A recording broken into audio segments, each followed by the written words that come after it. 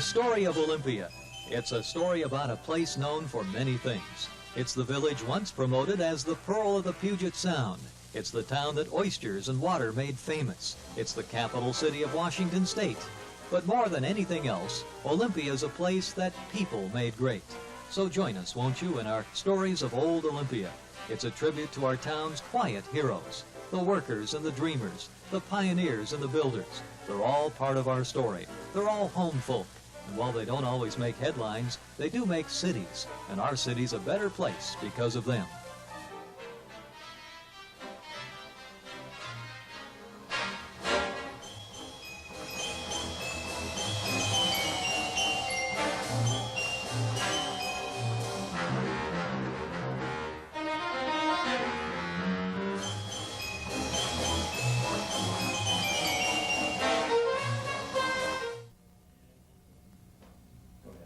Welcome. I'm Joe Willing, your host for the Story of Olympia.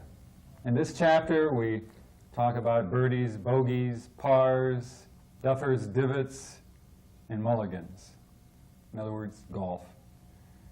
It's a sport that Olympians have enjoyed and excelled at since just after the turn of the century. And joining with us to talk about golfing days of yore, we have some great golfers assembled to talk about the birdies and the bogeys of their life. On my right, we have Dr. Max Hunter. Max is a legend in Northwest golf, and we'll discuss some of that legendary golf he's excelled at over the course of the chapter. And to Max's left and my right, Bobby Schmidt. Bobby is a mean golfer as well in his own right, and also a member of the golfing Schmidt family who have done so much for golf in Olympia. On my left, the lovely Betty Johnson, who has been a member of the country club and a golfer for many years, 30, almost 40 years now. And on Betty's left, Bob Clintworth, former club champion at Olympia Country and Golf Club, and raconteur of note. Gentlemen and Betty, welcome and thanks for coming. I think we're going to start with you, Bobby. Start with me? We want to start with you. When we talk about golf in Olympia, you go back to, your memory at least goes back to when the country club on Cooper Point was made. Yeah, I do. That was 1925. I'm 10 years old and 25. You want me to talk about this Sure, thing? you betcha.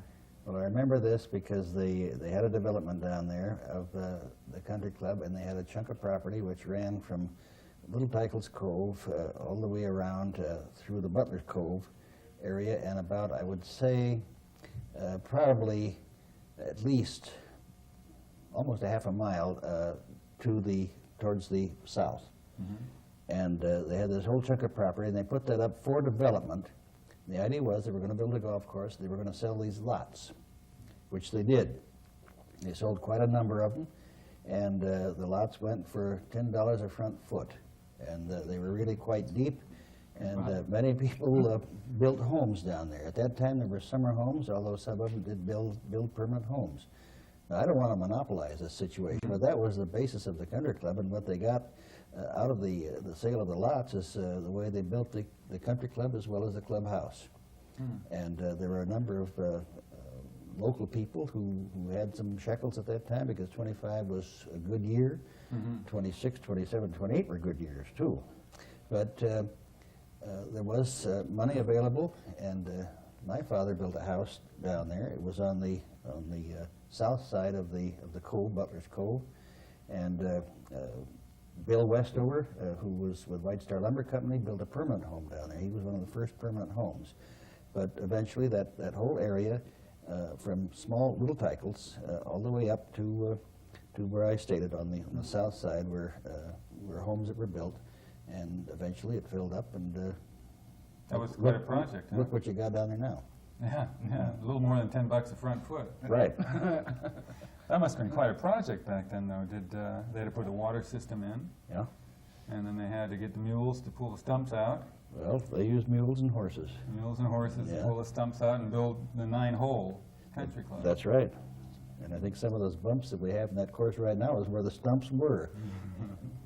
I've been in most of them. No, I was monopolizing. You had. I'll quit talking. Let somebody else get a chance at this. Well, it was a 9-hole course back then. Max, did you play when it was 9? Oh, yes. Mm-hmm. Many, many times. Is that right? Was it? Played before the war. Mm-hmm. Yeah, you go back to, with the country club here, to 1938, 38. 39, Mm-hmm. 40. Did you enjoy it more when it was 9 or 18? Well, I enjoyed it just as much, yeah. No, it was a far different layout. You had a couple of par 3s. The current 4th hole was just a par 3 that went Yes. roughly from the 4th green up to the where the 6th green is, I guess. Right now you From came the third year 3rd green, I mean, up to to the the 6th, yeah. Yeah. You've been playing golf on this course for 50 years, then, haven't you, Max? I would say it'd be close to that. Mm-hmm. Oh, yes. I know Betty can remember that 4th hole, can't you? Hole number 4. I told you about it tonight. Why don't you tell the group?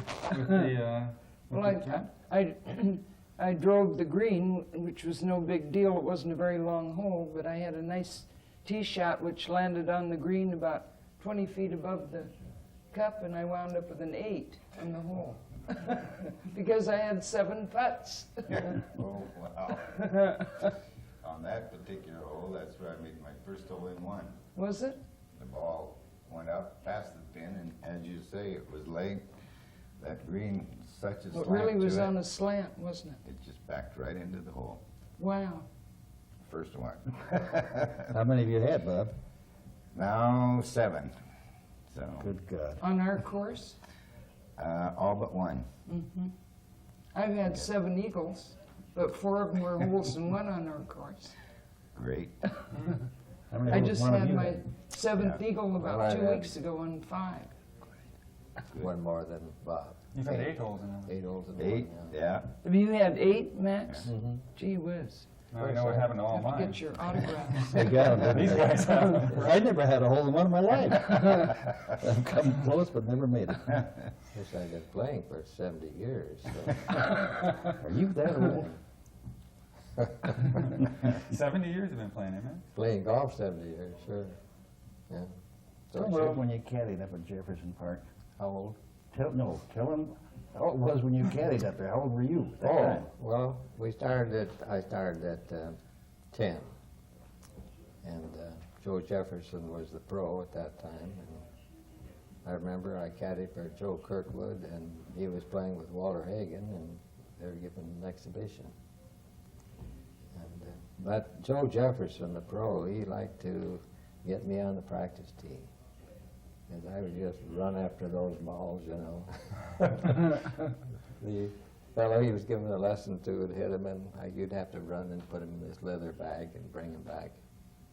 And I guess I ran so fast that Joe gave me the first golf club I ever had. Huh. Women's mid-iron. The old hickory shafted mid-iron. 40 cents an hour we got. Gee, that's good. That was not I was bad. saying. Yeah, They don't pay much more than that today, I don't think. Now, I'll say. now, when you were 10 years old, that put it around 1917, 16? 1918. 1918. Yeah. Okay, and that was, they named Jefferson Park after, Joe Joe Jefferson. Jefferson? Yeah, he was a Scotsman.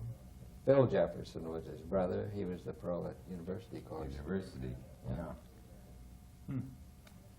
was there a competition between the cities back then in golf, or was it just, Well, when I got in high school, of course, I was on the golf team, and our senior and junior year, we won the city championship for Seattle, so there was good Franklin High competition? School. Good competition back then. Oh, yes. Were you impressed with Walter Hagen when you followed him around, or? Oh, yes, but I was more impressed with Joe Kirkwood because I was caddying for him. How did Joe Kirkwood do? Well, he's a trick shot artist. Uh, And he would take a ball and just pound it out of sight, take a brassy and hit it 200 yards. It's fantastic. with the Yes. hickory shaft. Yeah. Oh, yes, they're all hickory shafted. Now, Bobby, you remember light horse Harry Cooper? don't you? I do not, I remember the name, and I Uh-huh. know that they played the Olympia Country Golf Club, but I did not see him. Oh. My brother Bump did. He was following. I heard about Light Horse Harry for a number of years because apparently he was very impressive. Uh-huh. But this was a number of years ago. Mhm. But at the country club, they've had some famous players there. Byron Nelson played there one time. I remember that. A big crowd followed him. What did he shoot? Well, I think he set a course record at the time. Yes. Were you there, Bob? Yes, I was there. I was there, He too. shot 29 on that one. Gee It whiz. was a 9-hole course then, wasn't it? Right. Yeah, 29. that was. It seemed like every time he played a hole, he had a birdie. The thing that impressed me more than anything else is after he had a birdie, he threw it into the crowd. Your balls cost a lot of money for other people at that point. What year was that he played? 50. 49 or 50, I forget. Well, Governor Langley played quite a bit of golf out there, didn't he? Oh, When we yeah. had a 9-hole golf course. Yeah. And he was You must have played with the governor a number of times, didn't you? quite a many good golfer, times, yes. wasn't he? Yeah.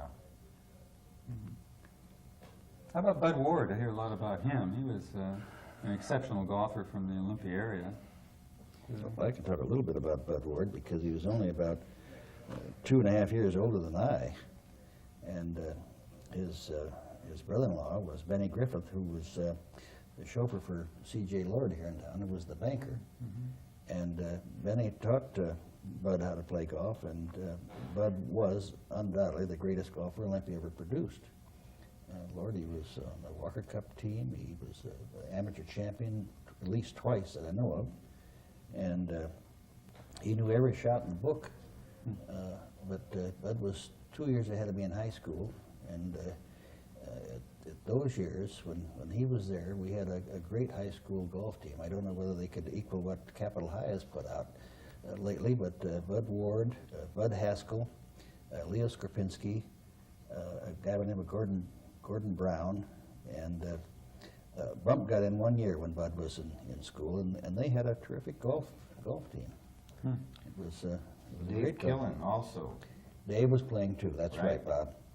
Dave Killen later became one of the pros at the Olympia Country Club over the Yes. years. Bob Dickerson.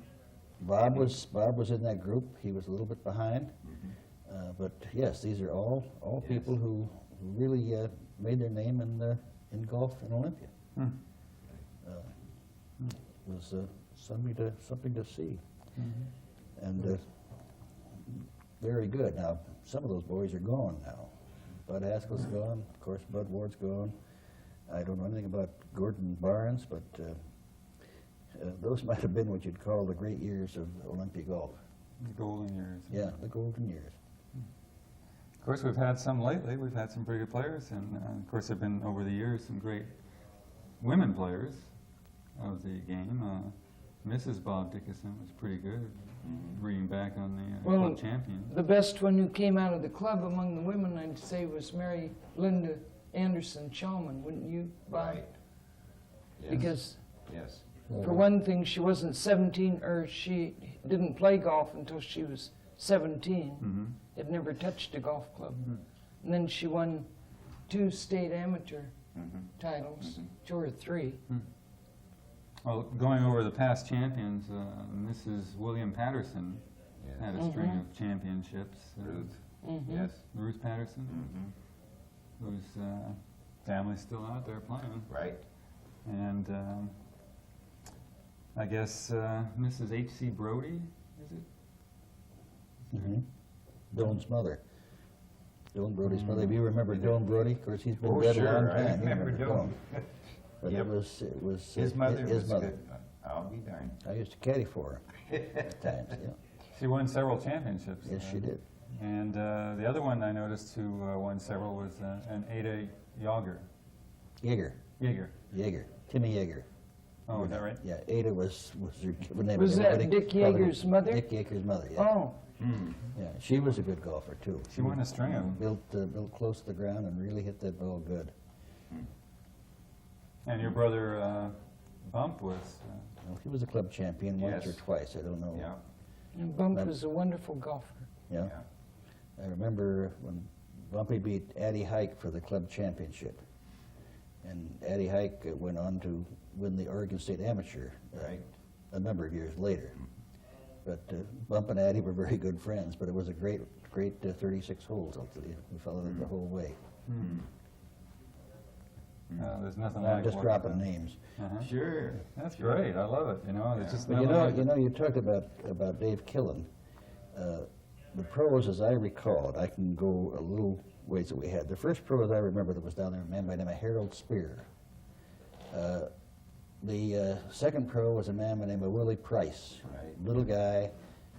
I caddied at the time he was there, and he was a marked net, really.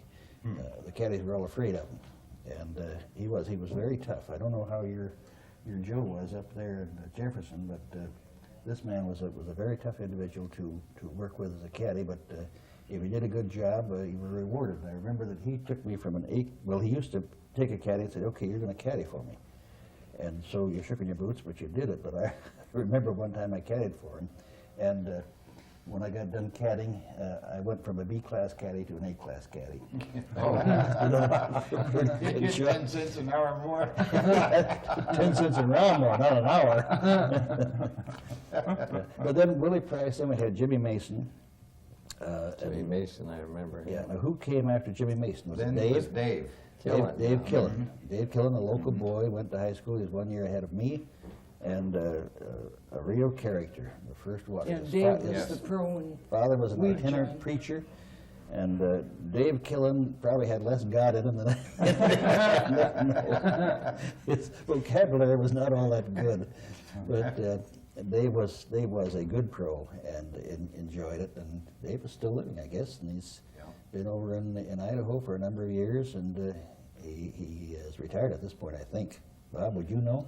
I'm sure that he has. Yeah. Yeah. And after Dave, who'd we have? Leo Gallacher? Fred Dornan. Was it I Fred think. Dornan before that? Oh, Leo Gallacher. And then Leo. And then, no, Leo and then Fred. Oh, was Leo was in between That's Dave what I thought. and Okay. Fred Dornan. And then, Yeah. of course, we've had Duke Matthews, who everyone knows here. Right. Good young man. Now he's working for the PGA Yeah. in Florida. Right. In Okay. Florida? Yeah. I didn't know that. I'm monopolizing this conversation. I'll quit. No, you're not. Yes, I am. It's interesting. I'm just I'm opening learning a up some lot of the that I rest. didn't know. Well, Duke was, I guess, a local boy. At least he won the club championship Oh, before yes, he was. he was a local boy.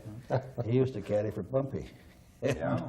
They'd go to some of these Tournaments? tournaments, and Duke was a young man, and he told me a number of times how Bumpy would go in with the rest of the guys who were playing and have their drinks and before dinner, and Duke would stay outside and putt.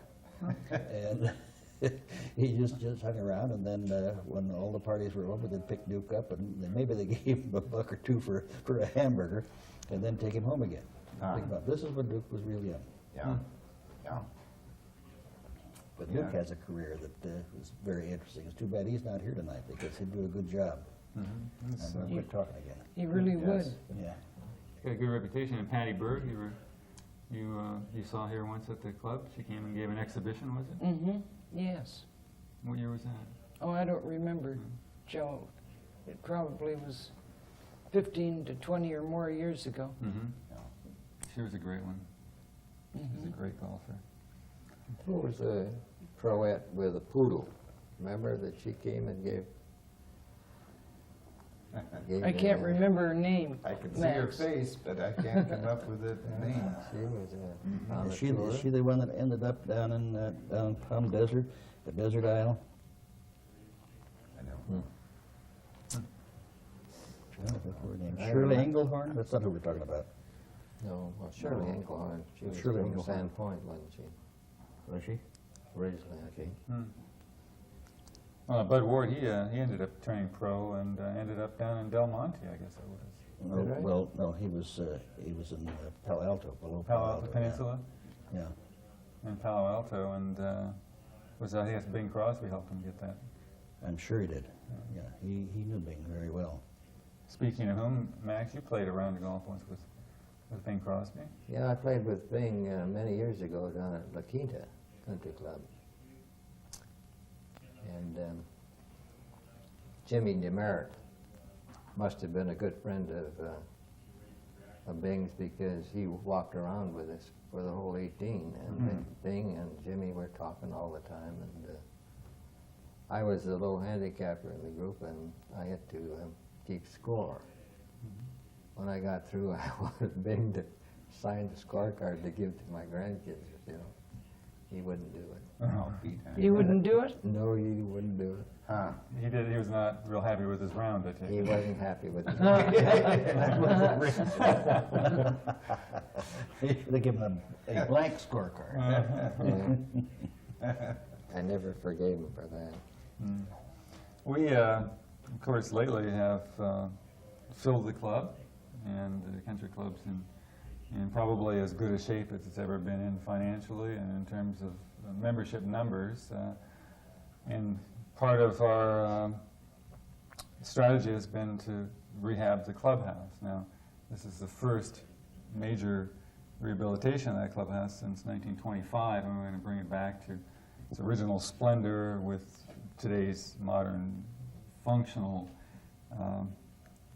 attributes. But now, Bob, that clubhouse has a rich history, and I know people don't talk so much about maybe the Elks back in the 50s, early 50s and before, but there was some wagering done, and at the club there was wagering done, I'm sure.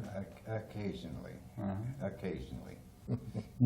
But getting back to dues structure and so forth, when I joined in 50, the dues were $72 family membership for a year. $6 a month, which is, you could hardly afford to belong. Now, of course, with the improvements being made, everything escalates, but still in the Seattle area clubs, where to get into a private club now is a minimum of $10,000, and it goes right on up to $40,000 initiation fee. So we're extremely fortunate to have a golf course that the majority of people love to play every chance they get. Well, it's certainly a bargain at 1,000 initiation and 1,000 equity upon 2,000 to join, essentially. Yes. Which explains maybe a bit of why we finally got a waiting list.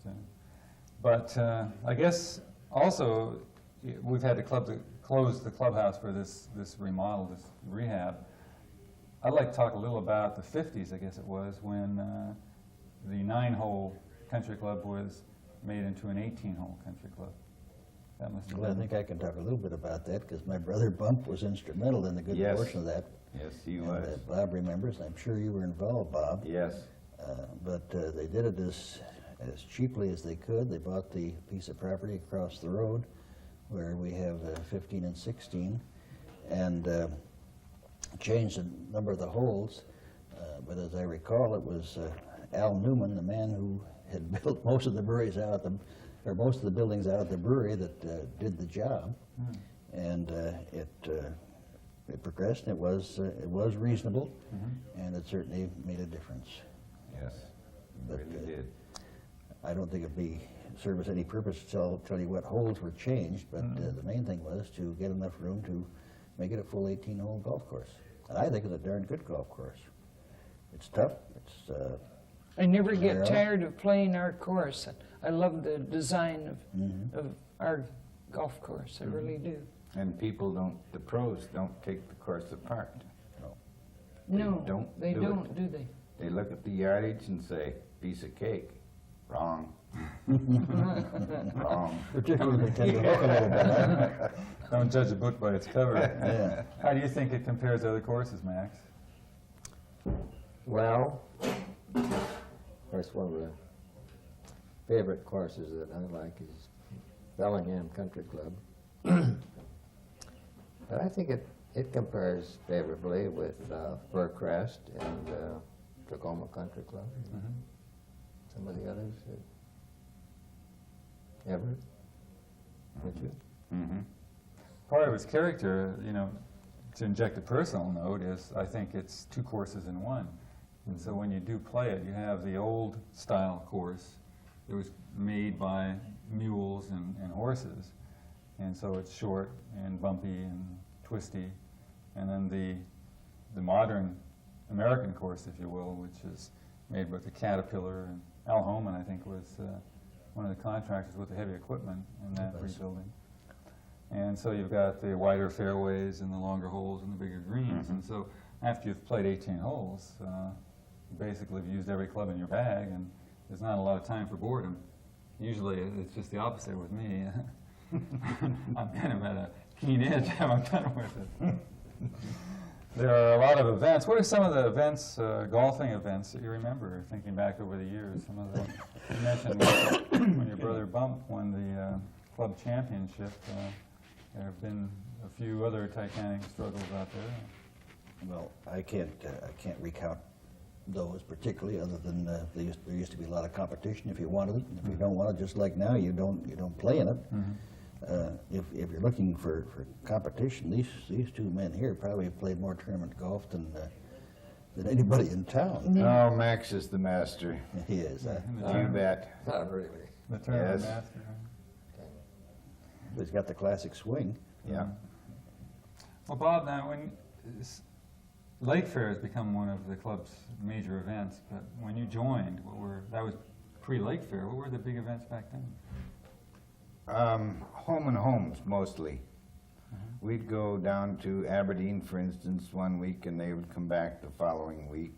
We'd take perhaps 30 players down and have competition and have dinner and come back, and then the following either week or month they would come back. And we've not only Aberdeen, but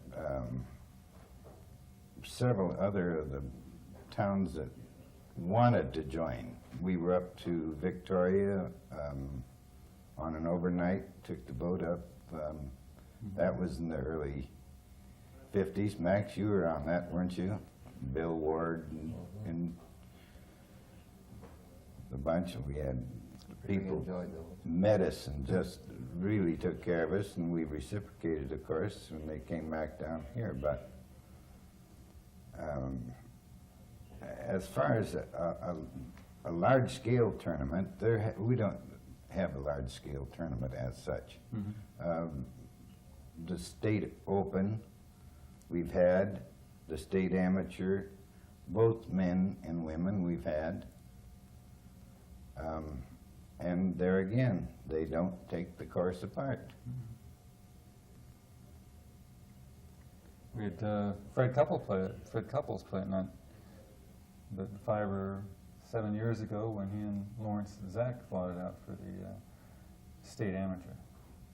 And Yeah, I've seen Fred here Yeah. on the first tee, just driving the green. using it forward so I wouldn't hit it over the Yeah. green. Right? Shades of yesteryear.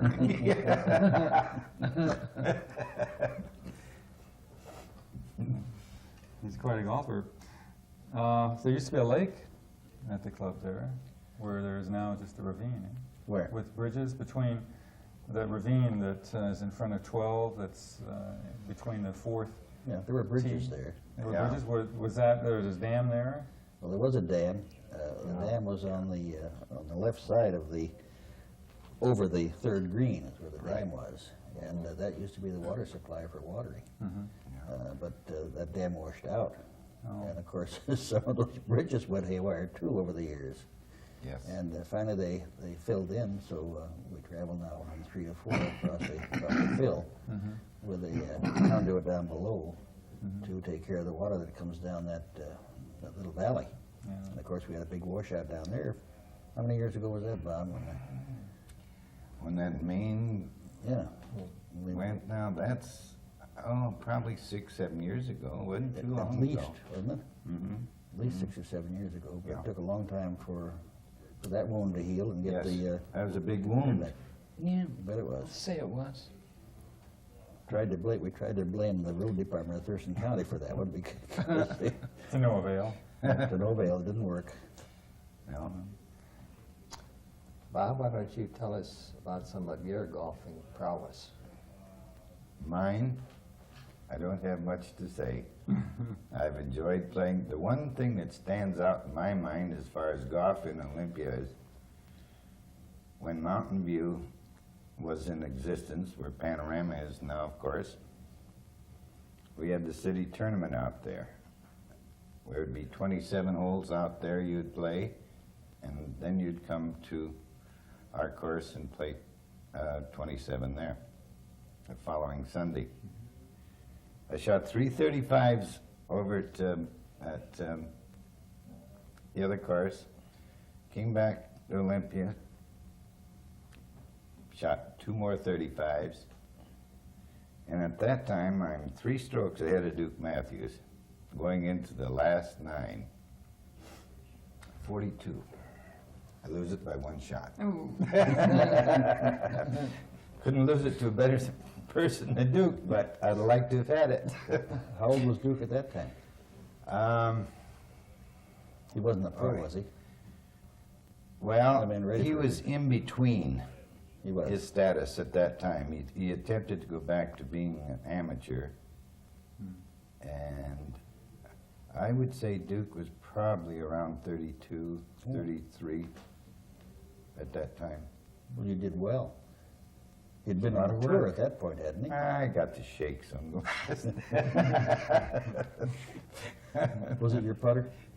Yes, yes, that'll do it. That's as much as I'll talk about putting. When did you start playing, Joe? Well, actually, I played when I threw my arm out after my whole life revolved around baseball till I was just about 16. And I played a few years of golf on the high school golf team where I grew up in California. And gave it up until I had kids and figured this is time to do something again with golf. I absolutely love it. It's almost addictive, though. I call it a discipline rather than a sport because you just got to keep at it. What are you now, 4? I was a 5. I've been down to 5. I'm back up to 7 now. And Terrible. I'm hoping for 9. I feel a lot more comfortable. But it's a great Are you game. hungry and need money? Is that it? You've won several championships, and you've almost owned the senior tournaments in the state. Yeah. I'd won it twice and been runner-up 5 times, but then there's the present breed like George Holland, and John Harbottle is the one that's presently winning everything, and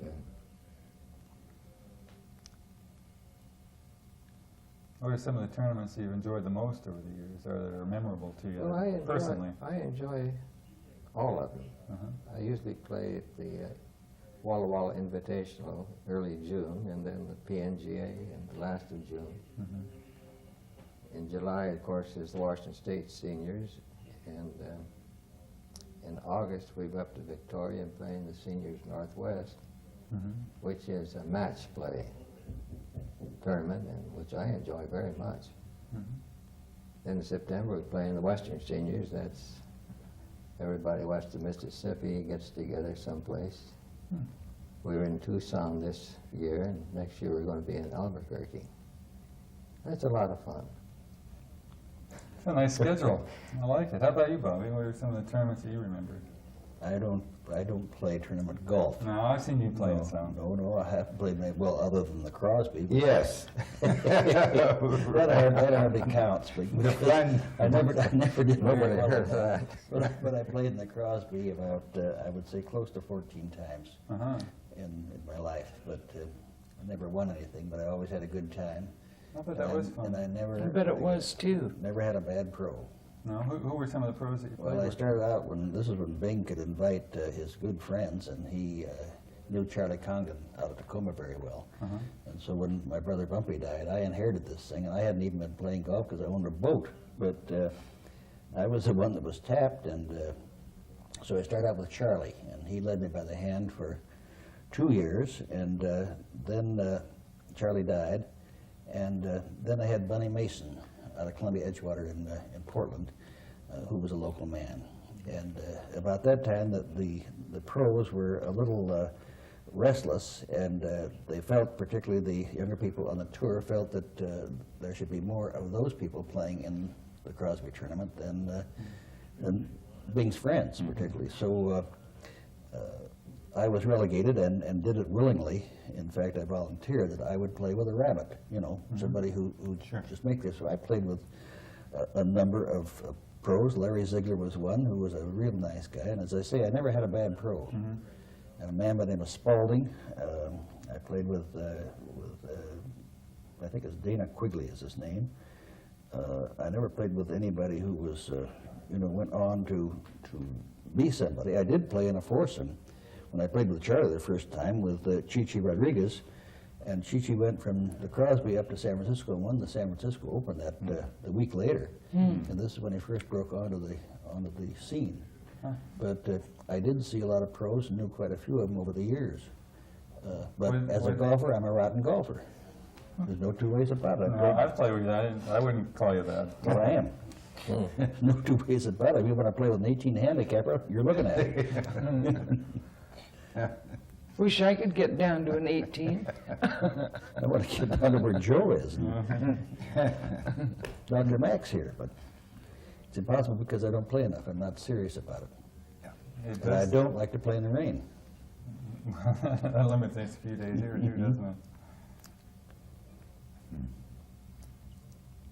The pros visiting, Bob, were you able to play with any of them when? In Seattle, in the pro-ams, that when they had many years ago, the $25,000 tournaments in Seattle, I played with Billy Casper at Inglewood, and I enjoyed playing with him. That was very enjoyable. Well, there's a putter for you, huh? Yes, and he's a scrambler too. He could get the low hook out of trouble, and I saw some good shots. And then a couple of years later, I played with Crampton. Bruce Crampton? Bruce Crampton. Yes, I A fine player. don't have the fondest memories of that game, but the rest of us fellows had a good time. Oh, I see. He's too intense. He was just too intense. Well, what tournament was that, Bob? And the Seattle Open. This is the Pro-Am. Yeah. Yeah. You know, you mentioned the San Francisco tournament. When I was a kid, I think I was 15 and a half, I went to Harding Park where they had it and snuck into the locker room and sat there waiting for the pros. And the nicest of them all, and the guy that visited with me the longest, was Tommy Bolt, who had the nastiest reputation. For Tommy. And yet the guy was a prince. Huh. Yeah. He was just as nice as could be, and he just sat there and talked with me, my buddy, as you know, and just one of the guys. And never forget it. So you can't, you can never judge a book by its cover. Right. Well, like I said, I never ran into a bad pro who had a bad temper, but I know a lot of people who played in these pro-ams that didn't like their pro at all. I played in one down in Texas. This is when we had the Texas Brewery and the Texas Open in San Antonio. I played with Ben Crenshaw. You couldn't ask for a nicer person. He was just a peach, even when he was in trouble. He was a nice guy. That's great. Was golf much different when there were caddies? Was it better? Was it worse? Was it different? Here's an old caddy. Look. That's something I missed. Caddy yourself. Well, I was. Yes, I was too. Yeah, Really? we're all old caddies. Yeah. Okay. You're right. There's a school of thought that says golf is worse off without the caddy because it's not replenishing its supply of young players quite as rapidly now. Oh. Well, I've never had the I wouldn't know how to luxury answer that. of a caddy shack. Did you guys, when you played golf, you had caddies for those early years at least, Mhm. Max? Yes. Did you enjoy golf more when they had a caddy shack? And I think I enjoyed it better, more. mm-hmm. And I think we should have return of the caddies. I mean, that's good training for the young kids. I think some of these foreign golfers, the reason that we're getting some, not only they have available golf, but like, I guess Ballesteros, Seve Ballesteros was a caddy when he was a kid. But now, the young golfers coming up now, they're very dedicated, and it takes dedication to be a good golfer. Yeah. You can take the courses, the new courses that are going in. There has to be in the Northwest at least a dozen courses that have opened in the last 3 to 4 years. That's right. And that shows that golf is popular. Yeah. It's extremely popular right now, which is good for us country clubbers, I guess. Right? Right. We're vested in the club in one way or another. There's a lot of the young people are junior members. That's right. I think this is one, all right, look at the Jackson kids. Mm-hmm. Dad was a member, and they all got to play down there. Yeah, and they're really a golfing family, yeah, aren't they? we're not finished with them yet, Right. That's right. because this little Judy might be really something as the years unfold. And then there's Jimmy, he's playing for Yeah, Capital. Jimmy's coming. And the Zek kids have been excellent golfers over the years. Hopefully the Ewing kids will play. I encourage them. You do. Oh, sure, but I had a friend before I live over by the club now, but I lived in Lacey for years when I first came to the area, and would trek over here to play, and one of, I think it was Don Salisbury, mentioned that kids growing up on a golf course are beneficiaries of not only maybe some feel or some instruction in the social graces, but more importantly, there's always somebody to keep an eye on them, because when they're out on a golf course, maybe 2 holes or 3 holes over, or a couple of fairways over, there's some adult there, and that's a consideration for I think this is absolutely true, because I've said for years that I've seen kids grow up on a golf course and grow up in the golfing world, and I've never seen a bad one come out of it, because they do learn to get along with people. They do learn courtesy. They do learn that they do have to toe the mark, and there is a certain amount of discipline that is required in a golfer. And particularly if you have a young golfer who throws sticks and maybe swears a lot or something, pretty soon that youngster is taken care of. And in most instances, they all turn out good. Good place for the kids to grow. And of course, at the Olympia Country and Golf Club, we have a swimming pool, which has a lifeguard during the summer, which I think as a father is a godsend. Kids love it during the summer down there. And it's great lately to see it populated like it is. It's Nick and water ski down the dock, boating. Well, if you're talking about facilities, I think Olympia's got one of the greatest facilities in the area. How many other places do you get where there's a saltwater bay in front of you and practically a park and a mountain that sits up over there? Right. Yeah, We've got things at other beautiful places don't we? setting. Yes. Oh, it's a jewel. I say you could top it. Were there party boats before out there? I mean, the dock probably dates from 25 as well.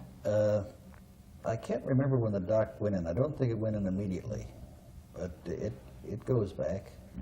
Lord, I used to park my boat there quite often when I was boating and not playing golf. Sure. And I know that there's pictures, old pictures of boats that are around there. I did run across an old picture called the Yacht Haven as well, Olympia.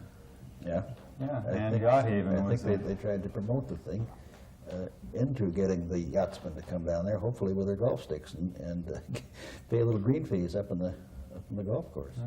part of the In development. fact, when I was on the board the first time, we wrote letters to all the yacht clubs inviting them down to moor at the Olympia Country and Golf Club and use the facilities.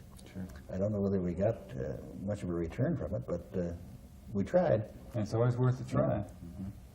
And of course, we had a caddy shack, which must have been a spectacular flyer of sorts. Well, it was dandy. Mhm. Did you have sticks in there then, Bob? No, I had been away that week, and I had a second set of woods and another bag. And that's all I lost. Well, I Oh, lost you all of mean in mine. the old pro shop that Yes. burned? Right. A lot of people lost them because I left my Yes. sticks there. Yeah. And fortunately, the club didn't have insurance, but they went to the homeowners policy, and everybody who had sticks in there, I think the insurance companies took care of them. Right. Of course, over the years in the clubhouse itself, we've had good times and bad times, I guess, with chefs and managers and the bar and food service. That's quite a burden. Yes. It's hard to keep it consistent. And I speak as one of the short timers on the board who's gone through a few of these problems. We seem to be on a real good roll right now with the professional Actually, management. Were you on the board in your career? Never on the board? Never on the board that I can recall. I was going to say you haven't lived. No, I managed to escape that.